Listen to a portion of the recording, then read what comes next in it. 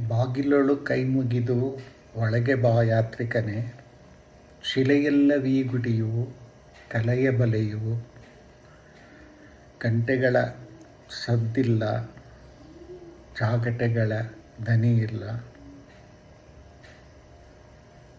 ಭಗವಂತನಾನಂದ ರೂಪುಗೊಂಡಿಹುದಿಲ್ಲಿ, ರಸಿಕತೆಯ ಕಡಲುಕ್ಕಿ ಹರಿವುದಿಲ್ಲಿ ಅಂತ ರಾಷ್ಟ್ರಕವಿ ಕುವೆಂಪುರವರು ನಮ್ಮದೇ ಆದ ವಿಶ್ವಪ್ರಸಿದ್ಧವಾದ ಸೋಮನಾಥಪುರ ದೇವಸ್ಥಾನದ ಶಿಲ್ಪ ವೈಭವದ ಬಗ್ಗೆ ತಮ್ಮದೇ ಕಾವ್ಯಾತ್ಮಕವಾದ ರೀತಿಯಲ್ಲಿ ತಮ್ಮ ಅನಿಸಿಕೆಗಳನ್ನು ಹಂಚಿಕೊಟ್ಟಿರಲು ಎಲ್ರಿಗೂ ತಿಳಿದಂಥ ವಿಷಯ. ಈ ಸೋಮನಾಥಪುರದ ದೇವಸ್ಥಾನ ಪ್ರಪಂಚದಾದ್ಯಂತ ಪ್ರವಾಸಿಗರನ್ನು ತನ್ನ ಕಡೆ ಸೆಳೆಯುವುದರಲ್ಲಿ ಅಂದಿನಿಂದ ಇಂದಿನವರೆಗೂ ಯಶಸ್ವಿಯಾಗುತ್ತಲೇ ಬಂದಿದೆ. ಇದರ ಬಗ್ಗೆ ಒಂದು ಪ್ರಸಂಗ ಕಸ್ತೂರಿಯ ಇದುವೇ ಜೀವನ ಇದು ಜೀವನ ಅನ್ನುವ ಅಂಕಣದಲ್ಲಿ ಪ್ರಸ್ತಾಪಿಸಲಾಗುತ್ತೆ. ಅದರ ಬಗ್ಗೆ ಹೇಳೋದಾದರೆ, ಒಂದು ಪ್ರವಾಸಿ ತಂಡ ಸೋಮನಾಥಪುರ ದೇವಸ್ಥಾನದ ವೀಕ್ಷಣೆಗೆ ಬಂದಿರುತ್ತೆ. ಅಲ್ಲಿನ ಗೈಡ್ ಒಬ್ಬ ಬಹಳ ವಿವರವಾಗಿ ಕೂಲಂಕಷವಾಗಿ ಶಿಲ್ಪಕಲೆಯ ಸೂಕ್ಷ್ಮತೆ, ಸೌಂದರ್ಯ, ವೈಭವ, ಸೊಬಗಿನ ಬಗ್ಗೆ ಪ್ರವಾಸಿಗರಿಗೆ, ಪ್ರವಾಸಿ ತಂಡಕ್ಕೆ ವಿವರಿಸುತ್ತಾ ಹೋಗುತ್ತಿರುತ್ತಾನೆ. ಈ ತಂಡದಲ್ಲಿ ವಿದೇಶಿಯರೇ ಹೆಚ್ಚು ಜನ ಇರುತ್ತಾರೆ. ಈ ಗೈಡ್ ಅಲ್ಲಿರ್ತಕ್ಕಂಥ ಒಂದು ಚೆನ್ನಕೇಶವನ ವಿಗ್ರಹ, ಕೃಷ್ಣದೇವರ ವಿಗ್ರಹದಲ್ಲಿ ಅದರ ಸೌಂದರ್ಯ, ಅದರ ಕುಸುರಿನ ಕೆಲಸ, ಅದರ ವೇಣುಗಾನ ಇದೆಲ್ಲದರ ಬಗ್ಗೆ ವಿವರಿಸುತ್ತಾ ಹೋಗುತ್ತಿರುತ್ತಾನೆ. ಹಾಗೂ ಕೃಷ್ಣನ ಲೀಲೆಗಳ ಬಗ್ಗೆ, ಅವನ ಮಹಾತ್ಮೆಗಳ ಬಗ್ಗೆ, ಅವನ ಪವಾಡಗಳ ಬಗ್ಗೆ ಸೂಕ್ಷ್ಮವಾಗಿ ಪ್ರವಾಸಿಗರಿಗೆ, ವಿಶೇಷವಾಗಿ ವಿದೇಶಿ ಪ್ರವಾಸಿಗರಿಗೆ ವಿವರಿಸುತ್ತಾ ಹೋಗ್ತಾ ಇರ್ತಾನೆ. ಅದೇ ಸಂದರ್ಭದಲ್ಲಿ ಆ ಪ್ರವಾಸಿ ತಂಡದಲ್ಲಿದ್ದ ಒಬ್ಬ ವಿದೇಶಿ ಪ್ರವಾಸಿಗ ವಿವರಿಸುತ್ತಾ ಇದ್ದ ಗೈಡ್ಗೆ ಒಂದು ಪ್ರಶ್ನೆ ಕೇಳ್ತಾನೆ. ಏನಂತ ಅಂದರೆ, ಅಲ್ಲ, ನೀವು ಹೇಳ್ತಾ ಇದ್ದೀರಾ ನಿಮ್ಮ ಕೃಷ್ಣ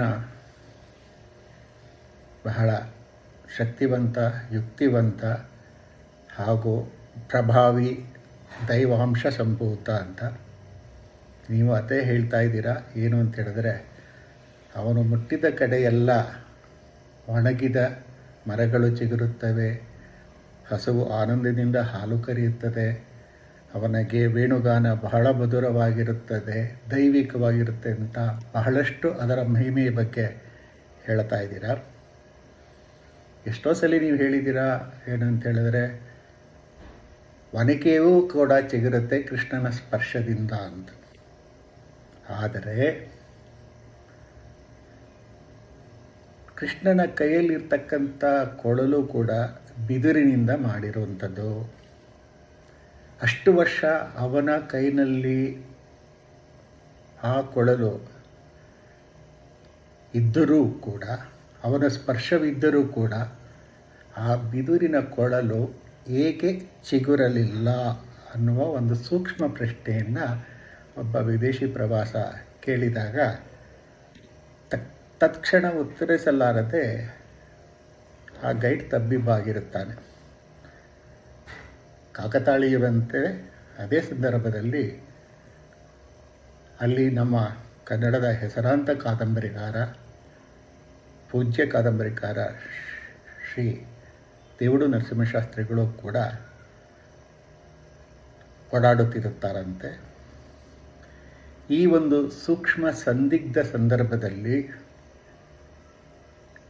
ವಿದೇಶಿ ಪ್ರವಾಸಿಗನ ಕುತೂಹಲ ತಣಿಸಲು ಹಾಗೂ ಗೈಡ್ಗೆ ಆಗಿರ್ತಕ್ಕಂಥ ಒಂದು ಏನು ಹೇಳ್ತೀರಾ ತಬ್ಬಿಬ್ಬಾದ ಪ್ರಸಂಗದಿಂದ, ಸಂಕೋಚದ ಪ್ರಸಂಗದಿಂದ ಹೊರತರಲು ಅವರೇ ತಾವೇ ಖುದ್ದಾಗಿ ಆ ವಿದೇಶಿ ಪ್ರವಾಸಿಗನಿಗೆ ಒಂದು ವಿವರಣೆ ಕೊಡುತ್ತಾರೆ.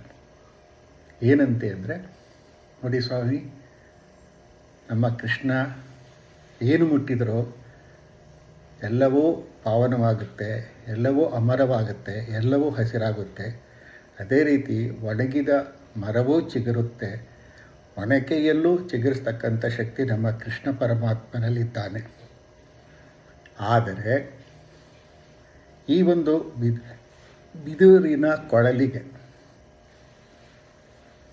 ಕೃಷ್ಣ ಸ್ಪರ್ಶದಿಂದ ಚಿಗುರುವ ಚೈತನ್ಯವಿದ್ದರೂ ಕೂಡ ಅದು ಚಿಗುರದೇ ಇದ್ದಿದ್ದು ಏಕೆ ಅಂತ ಹೇಳಿದರೆ, ಒಂದು ಪಕ್ಷ ಈ ಕೊಳಲು ಚಿಗುರಿದರೆ ಎಲ್ಲಿ ಕೃಷ್ಣನ ಸಾಂಗತ್ಯ ತನ್ನ ಕೈ ತಪ್ಪಿ ಹೋಗುತ್ತೋ, ಚಿಗುರಿದ ಕೊಳಲಿನಿಂದ ನಾದ ನುಡಿಸಲಾರೆನೆಂಬ ಒಂದು ಅಸಹಾಯಕತೆಯಿಂದ ಕೃಷ್ಣ ಎಲ್ಲಿ ತನ್ನನ್ನು ತ್ಯಜಿಸುತ್ತಾನೋ ಎನ್ನುವ ಆತಂಕದಿಂದ, ಭಯದಿಂದ ಆ ಬಿದಿರು ಚಿಗುರದೆ ಒಣಗಿಯೇ ನಿಂತಿದೆ. ಒಟ್ಟಿನಲ್ಲಿ ಸಾರ್ಥಕತೆ ಏನು ಅಂದರೆ, ಕೃಷ್ಣನ ಸಾಮೀಪ್ಯ ಸಿಗುವುದೇ ಬಹಳ ಕಷ್ಟ. ಇದ್ದ ಸಾಮೀಪ್ಯವನ್ನು ಉಳಿಸಿಕೊಳ್ಳಬೇಕು ಎನ್ನುವ ಮಹತ್ವಾಕಾಂಕ್ಷೆ ಎಲ್ಲ ಕೃಷ್ಣನ ಅಭಿಮಾನಿಗಳಲ್ಲಿ ಇರುತ್ತದೆ. ಆ ಒಂದು ಕಾರಣದಿಂದಲೇ ಕೃಷ್ಣನ ಸಾನ್ನಿಧ್ಯವನ್ನು ತೊರೆಯಲಾರದೆ ಅವನ ಸಂಗಡವೇ ಇರಬೇಕೆಂಬ ಮಹದಾಶೆಯಿಂದ ಅವನು ಹಿಡಿದುಕೊಂಡಿರುವ ಕೊಳಲು ಚಿಗುರದೆ ಉಳಿದಿದೆ ಎನ್ನುವ ಒಂದು ವಿವರಣೆ ಕೊಟ್ಟಾಗ ಅಲ್ಲಿ ನೆರೆದಿದ್ದ ಎಲ್ಲ ಪ್ರವಾಸಿ ತಂಡದವರ ಮುಖದಲ್ಲಿ ಒಂದು ರೀತಿಯ ಮಂದಹಾಸ, ಒಂದು ರೀತಿಯ ಸಾರ್ಥಕತೆ, ಸಂತಸ ಇವೆಲ್ಲ ಕಂಡುಬರುತ್ತೆ. ಹಾಗೂ ಅಲ್ಲಿನ ಗೈಡ್ನ ಮುಖದಲ್ಲೂ ಒಂದು ನಿರಾಳ ಮನೋಭಾವನೆ ಬರುತ್ತದೆ. ಹೀಗಂತ ಆ ಒಂದು ಅಂಕಣದಲ್ಲಿ ವಿವರಿಸಲಾಗಿದೆ. ಅಲ್ಲಿಗೆ ಸಾರಾಂಶ ಇಷ್ಟೇ, ಎಲ್ಲರೂ ತಮ್ಮ ತಮ್ಮ ರೀತಿಯಲ್ಲಿ ಕೃಷ್ಣನನ್ನು ಅಭಿಮಾನದಿಂದ ನೋಡುತ್ತಾರೆ, ಗೌರವದಿಂದ ನೋಡುತ್ತಾರೆ, ಭಯಭಕ್ತಿಯಿಂದ ನೋಡುತ್ತಾರೆ. ಆದರೆ ಸಮಯಕ್ಕೆ ತಕ್ಕಂತೆ ನಮ್ಮ ಸಂಸ್ಕೃತಿಯ ಹಿರಿಮೆಯನ್ನು ಉಳಿಸಿ ಬೆಳೆಸಿ ಅದರ ಪಾವಿತ್ರ್ಯತೆಯನ್ನು ವಿದೇಶಿಗರ ಮುಂದೆ ಸಕಾರಣವಾಗಿ ಮಂಡಿಸತಕ್ಕಂಥ ಪಾಂಡಿತ್ಯ ನಮ್ಮ ಹಿರಿಯರಾದ ದೇವಡು ನರಸಿಂಹಶಾಸ್ತ್ರಿಗಳವರದಾಗಿತ್ತು. ಇದೊಂದು ನನಗೆ ಲೇಖನ ಯಾವಾಗಲೂ ನನ್ನ ಮನಸ್ಸಿನಲ್ಲಿ ಹಸಿರಾಗೆ ಉಳಿದಿರುತ್ತೆ. ಇದನ್ನು ತಮ್ಮೊಂದಿಗೆ ಹಂಚಿಕೊಳ್ಳಬೇಕು ಎನ್ನುವ ಆಸೆ ಇತ್ತು. ಇದನ್ನು ಹಂಚಿಕೊಂಡಿದ್ದೇನೆ. ಉಪಯುಕ್ತವಾಗಿದ್ದರೆ ಇದನ್ನು ಒಪ್ಪಿಸಿಕೊಳ್ಳಿ. ನಮಸ್ಕಾರ.